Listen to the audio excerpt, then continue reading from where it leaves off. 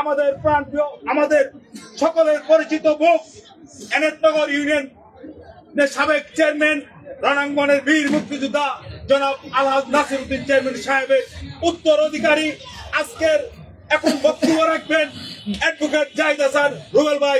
সেই নাসির চেয়ারম্যানের সুযোগ্য উত্তরাধিকারী রুবেল ভাইকে তার মূল্যবান বক্তব্য রাখার জন্য অনুরোধ করছি।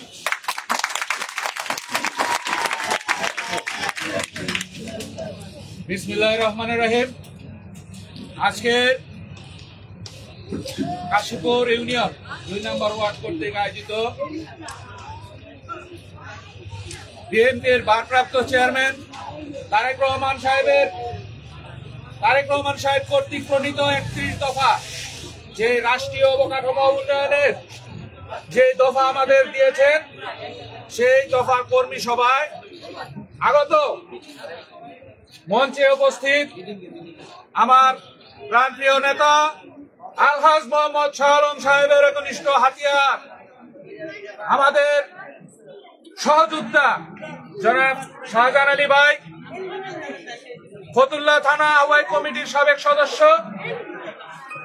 প্রধান বক্তা হিসেবে আছেন এস.এম. নূর মোহাম্মদ ভাই, আমার সাথে যিনি বিশেষ অতিথি হিসেবে আছেন মোহাম্মদ মনির হোসেন মৃধা ভাই, এবং সভাপতিত্ব আমার শ্রদ্ধেয় বড় ভাই খোকন ভাই, এবং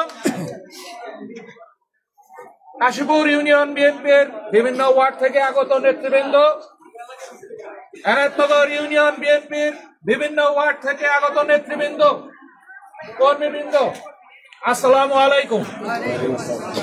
আজকের 31 দফা যেই কর্মসূচি, আমাদের যে নির্দেশনা, এই নির্দেশনা বাস্তবায়নের জন্য আমাদের সবাইকেও একত্রিত হয়ে কাজ করতে হবে। কারণ সামনে অনেক খারাপ দিন আসছে, আমাদের নেতা বলেছেন, বুঝেছেন, জেনেছেন, তাই আমাদেরকে বলেছেন সামনে অনেক খারাপ দিন আসছে। কেন? এই 17 বছর ফ্যাসিস্ট আওয়ামী লীগ সরকারের যে দুঃশাসন, এই দুঃশাসনের পরে বিগত 5 তারিখের পর আমরা যে স্বাধীন রাষ্ট্র পেয়েছি, আসলে আমরা কি স্বাধীন রাষ্ট্র পেয়েছি? পাই নাই। কেন? কিছু আওয়ামী লীগের দালাল আছে, আর আমাদের দলের মধ্যে কিছু ঘাপটি মারা কিছু দালাল আছে। তাদেরকে এই দল থেকে প্রতিহত করতে হবে, দেশ থেকে প্রতিহত করতে হবে। যে পর্যন্ত তারা প্রতিহত না হবে, আমাদের এই সুজলা সুফলা দেশ সুজলা সুফলা হবে না। তাই আপনাদের কাছে বিনীতভাবে অনুরোধ থাকবে, আসুন আমরা সবাই একসাথে কাজ করি। আমরা দলের হয়ে কাজ করি, আমরা দেশের জন্য কাজ করি। আমরা দেশের জন্য কাজ করব। আমরা নাগরিক দায়িত্ব হিসেবে আমাদের এটা অধিকার এবং দায়িত্ব যে আমরা দেশের জন্য কাজ করব।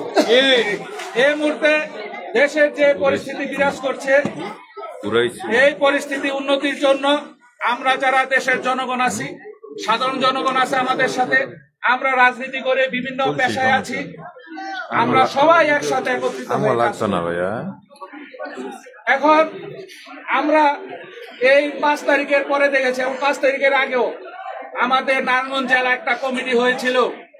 সেই জেলা কমিটির অধীনে বিভিন্ন থানা, ইউনিয়ন এবং ওয়ার্ডের কমিটি হয়েছে। এই কাশীপুর ইউনিয়নে দাঁড়িয়ে কথা বলছি, এই কাশীপুর ইউনিয়নের যিনি সফল সভাপতি ছিলেন আমাদের মুরব্বী ওমর আলী কাকা, আহ্বায়ক কমিটির একটা সদস্য করা হয় নাই। কেন? উনি কি দল করে নাই? দলের জন্য কিছু করে নাই? আমি তো দেখেছি এই ওমর আলী কাকাকে দলের জন্য, দলের একটা নেতা কর্মীর জন্য উনি নিজের সবকিছুর বিসর্জন দিয়েছেন। সময় দেন নাই, যতটুকু সময় উনি দলের জন্য দিয়েছেন। এই কাশীপুর ইউনিয়নের যত নেতৃবৃন্দ হামলা মামলার শিকার হয়েছে, কোন বিভিন্ন মামলা মোকদ্দমা শিকার হয়েছে, তাদেরকে হাইকোর্ট থেকে জামিন করে নিয়ে আসছে। এটা আমি দেখেছি ওমর আলী কাকা কত পরিশ্রম করেছে এই দলের নেতা কর্মীর জন্য।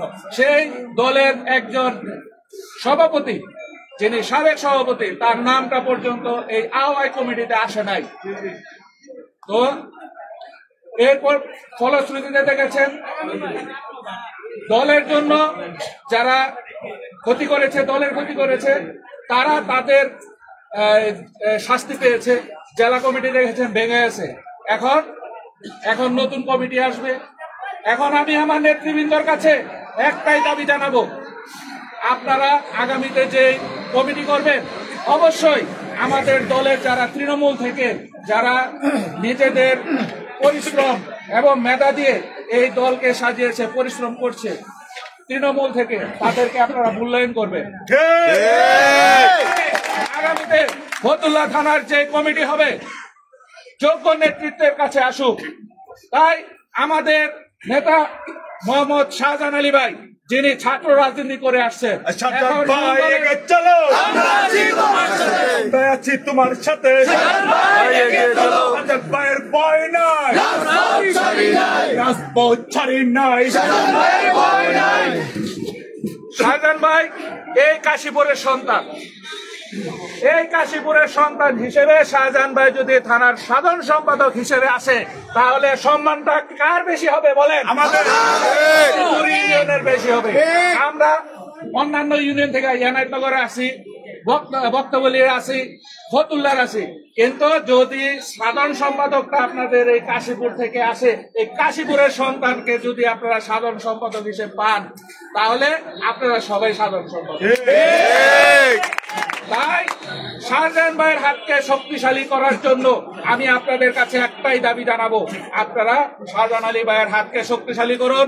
তার নেতৃত্বে আপনাদের এই কাশীপুর ইউনিয়ন এবং আমরা অন্যান্য ইউনিয়নের যারা আছি সবাই শাহজাহান ভাইয়ের সাথে আছি।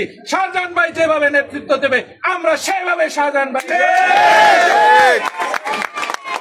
ভাই এবং আমরা যারা আছি সবাই আলহাজ মোহাম্মদ শাহ আলম সাহেবের নির্দেশনায় এই ফতুল্লা থানায় আমরা রাজনীতি করে আসছি।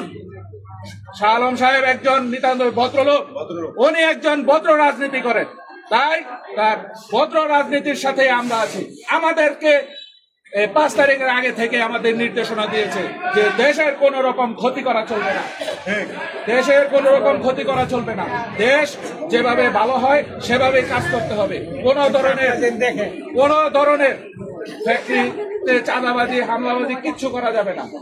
আমরা ঠিক তার নির্দেশনার মতো কাজ করছি। আমরা এখন পর্যন্ত কোনো জায়গায় যাই নাই, কারণ আমাদের নির্দেশনা নাই। শাহ আলম সাহেব একজন ক্লিন ইমেজের মানুষ, ওনার রাজনীতি একজন ক্লিন ইমেজের। তাই আমরা আলহাজ মোহাম্মদ শাহ আলম সাহেবের নেতৃত্বে, শাহজাহান আলী ভাইয়ের নেতৃত্বে আমরা আগামীতে ফতুল্লা থানায় রাজনীতি করব এবং আপনাদের নিয়ে এই দেশকে সুন্দর করে আমার সিনিয়র আরো নেতৃবৃন্দ বক্তব্য দিবেন। আমরা তাদের কাছ থেকে দেশ, আমাদের থানা, আমাদের ইউনিয়ন, আমাদের ওয়ার্ড কিভাবে চালানো যায় তাদের কাছ থেকে আমরা আরো পরামর্শ আমরা শুনবো। তারা কিভাবে নেতৃত্ব দেবেন, তাদের নেতৃত্বে আমরা কিভাবে আমাদের রাজনীতি করব। তাই এই বলে আমি আমার বক্তব্য এখানে শেষ করছি। আমরা শাহ আলম সাহেব এবং শাহজাহান আলী ভাই এই দুইজনের নেতৃত্বে আমরা রাজনীতি করে আমাদের দেশকে সমৃদ্ধশালী করব। এই পর্যন্ত আমি আমার বক্তব্য এখানে শেষ করছি। আসসালামু আলাইকুম। বাংলাদেশ জিন্দাবাদ, বাংলাদেশ জাতীয়তাবাদী দল জিন্দাবাদ। আসসালামু আলাইকুম,